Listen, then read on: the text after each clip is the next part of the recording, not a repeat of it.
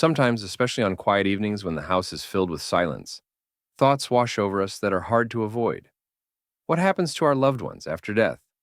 Where are they? Do they see us? Do they feel? These questions become particularly acute when you lose someone who has been by your side for many years. This is what happened to Mary. Her husband George left quietly, falling asleep in his armchair with a book in his hands. The doctor said that his heart simply stopped. But Mary couldn't stop thinking about what happened in those moments when he left this world. It was important for her to know, did he see her? Was he scared? Or did he, on the contrary, feel peace? Many people, especially in middle age, begin to wonder what awaits after death. These thoughts are not frightening. Rather, they evoke a deep sense of anxiety because they touch upon the most intimate matters. We live our lives, love, lose, hope again, and at some point, we realize that all of this cannot just end. Too much feels significant to disappear without a trace. Mary often remembered how, in her youth, she first heard from her grandmother that the soul does not leave right away after death. There is a moment when a person still sees everything they left behind, and only then do they move on. Back then, it seemed like a fairy tale. But now, having found herself on the brink between memory and loss, she wanted to believe that her grandmother knew more than just comforting words. This story is told precisely for those like Mary, to bring a little light into places shrouded in uncertainty, to support those who are grieving and don't know where to find peace, to say, you are not alone. This path is familiar to many, and if we listen to the stories of others, those who have had unusual experiences, perhaps we will find the answers we have long sought. What does the soul see immediately after death? Today we will attempt to approach this mystery, without mysticism, without horror stories, just sincere accounts and observations. And perhaps somewhere between the lines, everyone will find a piece of comfort. Right after death, much changes, but not in the way we tend to imagine.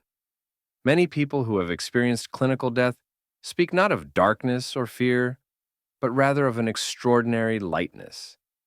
John, a 72-year-old man, suffered cardiac arrest right in his home. His wife called an ambulance, and according to the doctors, his heart had not been beating for almost 10 minutes. When he was brought back to life, he recounted a strange yet very peaceful story. He felt as if he rose upward and saw his wife leaning over him, heard her scream, noticed the medics bustling about. But there was no fear, no pain, no anxiety, just a sense of complete liberation. These accounts repeat themselves again and again. The first thing the soul feels is peace. The body no longer hurts, it no longer yearns for the earth. A burden vanishes, a burden of which a person might not have even been aware. Suddenly, it becomes clear how much we carry within ourselves. Fears, worries, anxieties, thoughts of debts, grievances, regrets. All of this is released in an instant, as if someone gently removes a heavy coat from the shoulders. Such sensations are not uncommon. People who have been on the other side describe a state where they are seemingly enveloped in a warm wave. It is neither a dream nor a hallucination. It is clarity, ease, and at the same time, a light surprise. A surprise at how simply everything is let go. A surprise at the absence of fear. It is not emptiness. It is a state where pain and fuss no longer exist. One could say that the soul kind of steps out of a cramped room filled with noise and finds itself in fresh air. And although it does not yet fully understand what has happened, it already possesses a sense of calm. There is no panic, no horror. On the contrary, a quiet acceptance. Perhaps this is why people who have lost loved ones sometimes feel a strange silence after their departure, as if part of the soul remained nearby to say goodbye for a little while. As if from the other shore, they are saying, I'm okay. And in this silence, there is a genuine comfort, even if it does not come immediately. Many who have experienced the transition between life and death share that after the first wave of peace comes a moment of realization. They see themselves from the outside. This is not frightening. Rather, it's surprising. The soul seems to step aside and observes what is happening without pain and panic. John, whom we mentioned earlier, recalled how he looked at his body lying on the floor and did not immediately realize it was him. Everything happened as in slow motion. People running about, his wife crying, the siren of the ambulance, and inside, silence and understanding. Other individuals describe similar experiences. They say they can observe their loved ones, hear their words, feel their pain, but they themselves do not suffer. The soul seems separated from all this pain. It exists in another state, calm, clear. This can last for several minutes or longer if the departure was sudden. The soul seems to linger to understand what has happened, to say goodbye, to look at those it is leaving behind. One of the most touching stories belongs to Alice, an elderly woman who lost her younger brother. He died in an accident, and that very night she saw him in a dream. He stood by her bed, smiling, calm, as if he had come to say, "I'm okay." Alice was sure this was not just a dream. He looked as he did in life, but radiated from within. In the morning, she woke up with tears, but without fear. For the first time in many hours, she felt relief. Many souls indeed linger nearby with those they loved. Sometimes they wait for the moment they can be released. Sometimes they simply want to give a sign. In such moments, it is especially important to be attentive to your feelings. Some feel a chill, a light breeze, an unexpected calm.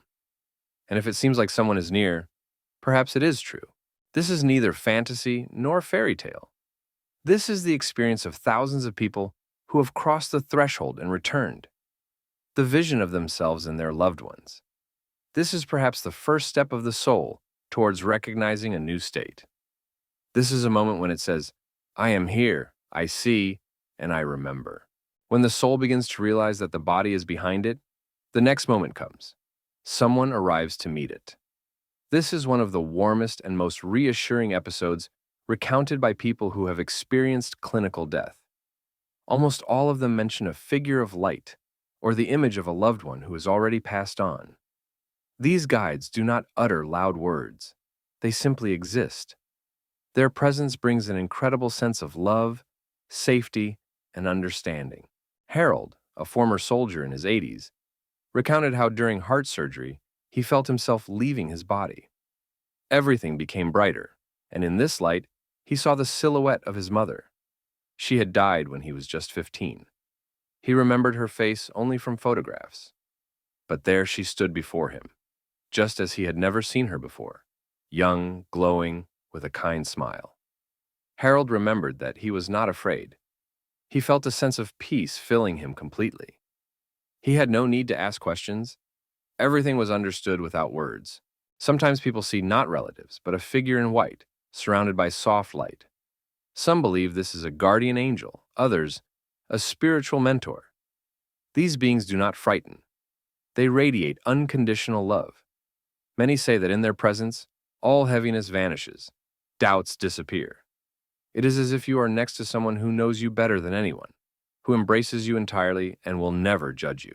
These meetings do not happen immediately. They often occur after the soul has realized it has crossed the boundary. And then someone appears, ready to guide it further.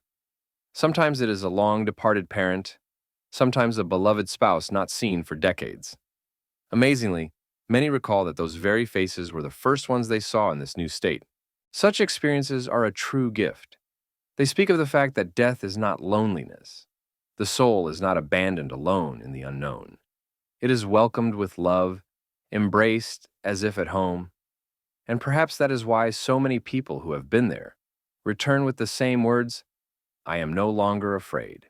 When the soul feels it is welcomed with love, the next important moment arises. It begins to remember. Not individual scenes or fragments, but the whole life at once, like a panorama. This process is not like a trial or an examination. It resembles a quiet, deep look back at everything that was lived, every word spoken, every action, every emotion. People who have experienced such a state describe it differently, but they all agree on one thing.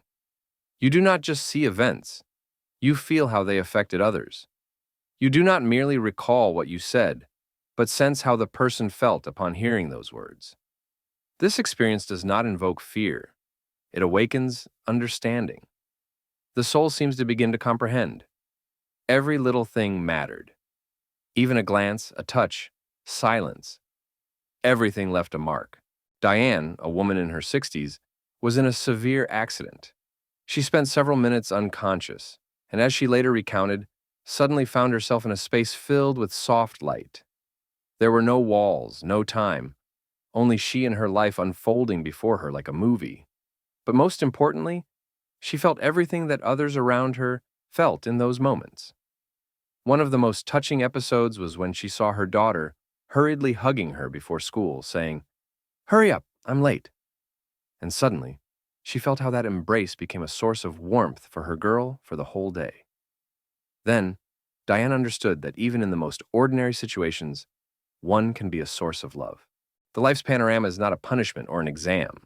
It is an opportunity to look back on what has been lived from a new height, to feel the entire depth and beauty of one's journey. There is no blame there.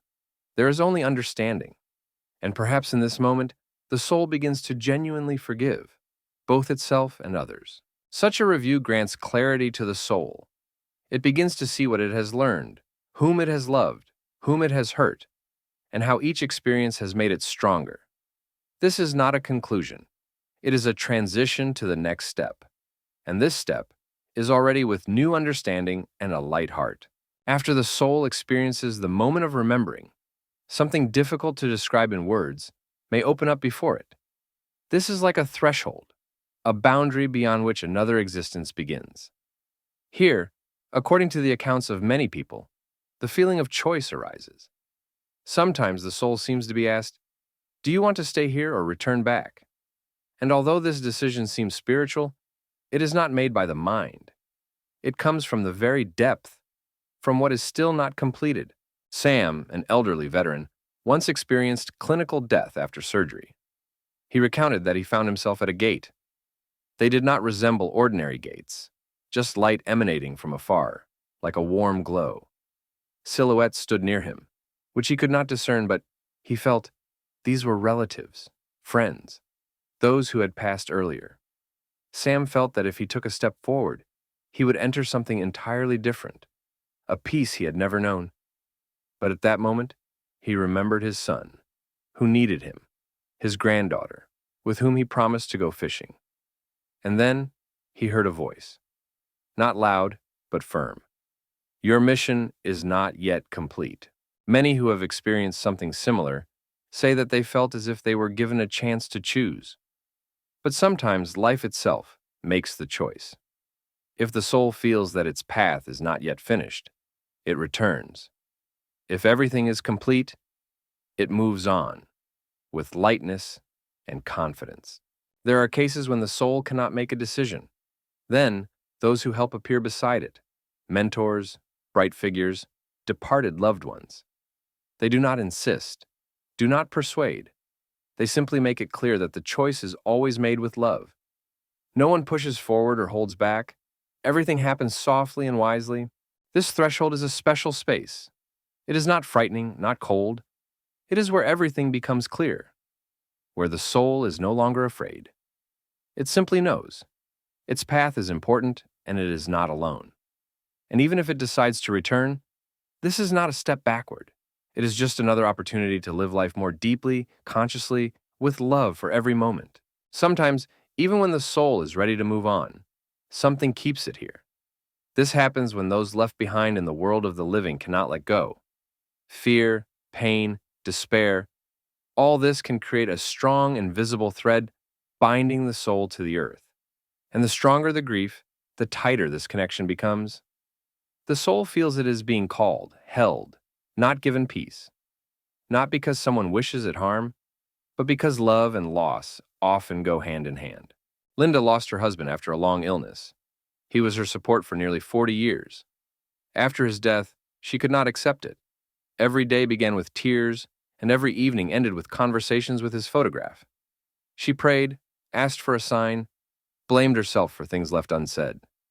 Several weeks passed before one night she dreamed of him. He stood by the window and looked at her with a quiet smile. For the first time in all this time, she felt warmth instead of pain. Waking up, Linda suddenly realized he did not come because he lingered. He came because she could not let him go. Such stories are not uncommon. The soul may linger in the home near loved ones if it feels it is still being called, that its departure has not been accepted. Sometimes this manifests through dreams, strange sensations, sudden memories, an intrusive feeling of presence. People say, I feel like he's still here, and perhaps they are right, but not because the soul is stuck, but because love has not yet let go. It is important to understand this is not negative, it is natural. We are beings of feelings, and farewells are never easy. But at some point, it is necessary to say, I love you, I remember, but now you can go. These words do not sever the connection, they heal it. The soul, upon hearing them, can continue its journey with relief, knowing it is remembered but no longer held. Sometimes the greatest manifestation of love is to grant the other freedom, even when the pain is still fresh, even when it feels empty without them. The soul feels when it is sent off in peace, and then calm comes, both for those who have departed and for those who remain. Death is often perceived as an end, as a black dot at the end of a long sentence. But, for the soul, this is not the end. This is a return home. It does not disappear, dissolve, or go into emptiness. It transitions to another state, into a world where there is no pain, fear, or time. And the more open we are to this understanding, the easier it becomes to cope with loss. Those who have been on the brink of life and death return with one important realization: there is no loneliness there. The soul is welcomed, supported, and made to understand everything mattered, everything it has experienced, everything it has gone through had meaning. This experience, whatever it may have been, became part of something greater, brighter, and kinder. Mary, with whom this story began, eventually felt George nearby. Not as before, not physically, but in the silence, in her thoughts, in her dreams. Sometimes she caught herself feeling as though she could hear his voice. Sometimes she felt his approval when making a difficult decision. And this feeling is not an illusion, but a subtle connection that even death cannot break. When we speak the name of the departed, when we remember with love, when we express gratitude for all the good, we seem to give light to the soul. It feels this love and responds in kind. This connection does not require words. It lives in the heart, in memory, in every warm recollection. It is important to remember. Every person who has left this life continues to live. They become part of that world where there is no aging or fear, where the soul is free and pure, where those we once lost await us, where there is room for peace and light. And if you are currently in a moment of loss, if the pain feels too strong, just know, this is not the end. This is a transition. Your loved one's soul knows how you loved them. They are near, and one day yet you will definitely meet again. For now, live with love. Remember, be thankful, and know you're not alone. And thank you for listening to this story until the end. If it resonated with you, please support our channel. Subscribe so as not to miss new episodes. Also, we would greatly appreciate hearing your thoughts.